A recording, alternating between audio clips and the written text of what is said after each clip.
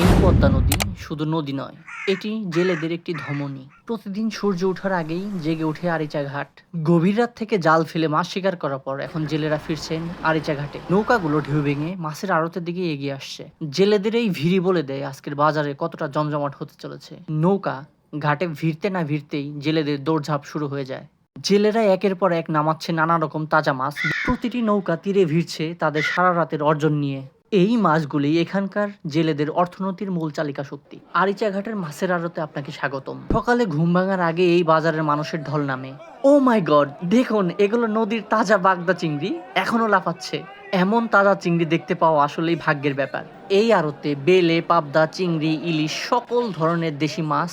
শত বছরের অভিজ্ঞতা নিয়ে জেলেরা সারা রাত মাছ শিকার করে এই আরিচা আড়তে নিয়ে আসে। এই যে শুরু হয়ে গেল আড়তদারদের সেই ঐতিহাসিক হাঁকডাক, দর কষাকষি। এই উচ্চ স্বরেই চিল্লাপাল্লাই আরিচা মাছের আড়তের একটি প্রাণ।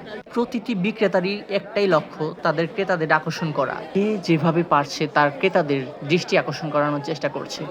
এই বিলে মাছগুলো নিয়ে এই বিক্রেতা যেভাবে ডাকাডাকি করছে শুনুন। সেরা চিংড়ি মাছগুলো নেওয়ার জন্য এখানে ক্রেতাদের মধ্যে প্রতিযোগিতা চলছে। এইখানে জেলেরা মাছ ক্রয় করছে এবং বিক্রয় করছে। মাছ কেনার পর সেটা ওজন করে দেখছে।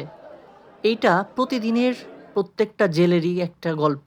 একদল জেলেরা জীবিকা অর্জনের জন্য মধ্যরাত থেকে ভোর পর্যন্ত মাছ শিকার করছে এবং এই মাছগুলো সূর্য ওঠার আগেই অন্য দল জেলের কাছে বিক্রি করার চেষ্টা চলে। এতক্ষণ আমরা আরিচা ঘাটের মাছের আড়তে যে দৃশ্যগুলো দেখলাম, এগুলোই আসলে প্রকৃত তাজা ও টাটকা মাছের গল্প।